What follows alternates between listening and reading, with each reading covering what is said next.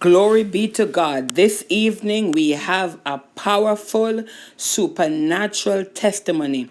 Raped, rejected, searched for love, made wrong decisions, but today, from brokenness to wholeness. Let's make her welcome. Kerrica McGregor.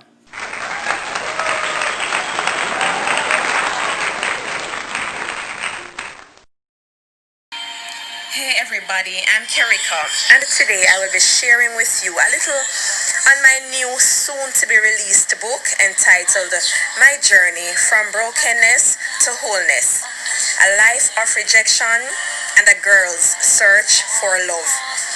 In this book I give you access to my life's story, the raw, undiluted facts, no cover-ups. I bear my soul open on my life, which has been characterized bad choices, mistakes, hurt, rejection, pain, abuse, and how I made an absolute mess of my life, never thinking that there would have been any coming back for me. But how, through God's redemption, I was able to navigate through all of that mess to achieve wholeness. So stay tuned for more on my journey. God bless you. Hey there, welcome back. So I'm going to try to summarize a book that spans about 15 to 20 years of my life in a 10-minute window. But first, I just want to lay a background so you better understand where I'm coming from. Now, I was born, raised, grown in the church, with my parents being active, ardent church members. Good old clapping, feet stomping, demon chasing, tongue stalking, Pentecostal, Holy Ghost filled church. As I said, my parents were ardent and very active church members, with my dad later becoming a pastor. We were also from the inner city. We were poor. Right, we faced a lot of rejection. People looked down at us, but in our community we were respected. We were always clean, right? And my dad was very kind even then. Neighborhood children or other families would always come to my dad, and my dad would give them our last, but that was and continues to be who my dad is. Now, with that being said, at the age of 7, I got baptized, and I knew exactly what I was doing, right? I understood what that meant.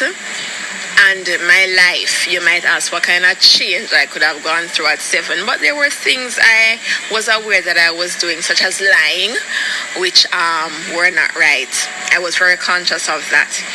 And I was very active in church as well, very bold, as a very bold little girl when it regarded things concerning God. And that went with me right through high school. I was known as a little church girl, even in high school, as a Christian girl. Anything Jesus related, prayer, devotion, whatever it is, they would call me. That was the only time I was confident doing things that related to Christ. But even then, I struggled with issues of low self-esteem. I lacked confidence. I didn't see anything good about me, especially as I became a teenager. I really struggled with the rejection and just not feeling pretty enough, not feeling smart enough, not feeling bright enough, not feel like my bottom big enough, not feel like my shape good enough, not feel like my brown enough. And these feelings only got worse as I got into adulthood. Now I lived a good, nice Christian life straight up to high school, straight through high school. When I left high school at 16, like I said, we were poor. So my parents weren't even able to pay for my school fee. My CXC fees, that's the exams we do when we're exiting high school, but God provided supernaturally. After graduating high school, I graduated today, the Sunday. By the Monday, I was working. I got a summer job and I worked there, and I have been working ever since. No, my parents at the age of 16, I had to stop living with them, not because they wanted that, but simply because they couldn't have afforded to keep me. They had to take in someone to help them with their rent, and they sent me to live with someone from church. Now, I'm grateful for this lady, but I'm telling you, I endured a lot of church hurt here, right? And they would probably say I was rebellious, and I admit there are things I could have done differently, but I was hurt by the people I expected would have covered me, right? Would have loved me. And so as I left high school and I was now in the world of work, I was fending for myself from I was 16. And so as I got to about 18, 19, I started to stray somewhat. And that's because there was something that was lacking that I didn't get growing up, and that was the need for validation. That was the need to be told I was beautiful. That was the need to feel like I was of worth, like I was beautiful, like I was valuable. No, my parents did an excellent job in growing me, right? They did the best they knew how to, but they didn't know how to speak words of affirmation over me. They didn't know how to validate me. They didn't know to help me to develop a sense of self-worth and self-esteem, right? And so I grew up with the rejection. My parents struggled with that, and so of course I grew up with that too. And so as I entered the world of work and I became an adult, there was that void that needed to be filled, and the enemy knew that, and so he played on that. And so he sent men my way who would prey on that part of me that needed the validation and the affirmation, right? Yes, so he would send these guys to offer me what I was lacking, right? Or what I thought. I thought that's what I was getting. No, this caused me to enter relationships that I had no business being in relationships with. Married at one point, a married man, a smoker, a clubber, drinker, sex addict. These were relationships I just shouldn't have been in any at all. I ended up being raped, and trust me, that rape took away any semblance of self-esteem I might have had left. I mean, I already felt the way I felt about myself, and to know now that, I was violated in that way, held up at gunpoint, robbed and raped, I thought that who is really going to love me now? If they've never loved me before, them definitely not gonna love me now. And so I just felt like I had nothing to offer anybody except my body. Like I was now equating, even before, but even more so now, I was equating sex with love. And not sex me did want, but they just want somebody to love me, but they just want somebody to accept me. And so even now more than ever, I thought that I would have to accept anything I got. And I found myself in a relationship with a guy who, he was the finest brother, the most handsome brother I had ever laid eyes on. I thought he was God's gift to me. And that brother treated me horribly for the 6 years that we were involved, but I couldn't leave. I couldn't find the strength to leave. I mean, the emotional abuse, the verbal abuse, it was horrible. I ended up being pregnant, and at this time I'm like, oh God, how me I gonna get out of this? Me can't left now. My child have to grow up with both parents. It's what I knew, right? And I thought about the embarrassment with my parents, my dad being a pastor.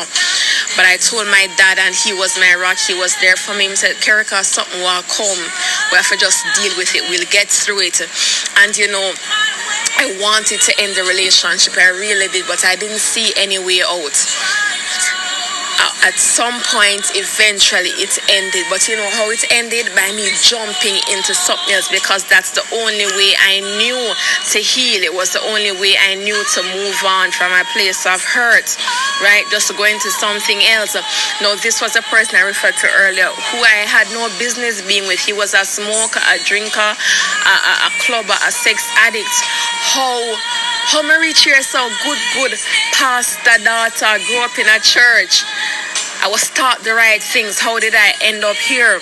But like I said, the enemy knew my vulnerabilities and my weaknesses. He knew the buttons and the triggers to press. And so this didn't last long. I mean, many of the persons I was involved with didn't last long. And before I was delivered, I would have been afraid to admit that I had more encounters than I would want to admit. But thank God for his redemption. Thank God for his grace. Thank God that the past is in the past and that he has used my mess for a message. And so it was one relationship or one man after another, not because I loved sex, but because I was lacking the validation. I was seeking validation. I was seeking affirmation. I was seeking love. All right. And that is why I kept making the choices I was making. And so as I made one bad choice after another bad choice after another bad choice, it kept getting worse. And the more bad choices I made, I felt like there was absolutely no coming back for me. There were times I considered suicide because I saw absolutely no other way out. I felt hopeless. I felt like I'd made a complete mess of my life and that God couldn't possibly love me anymore. I'm gonna break here, but stay tuned for part 2.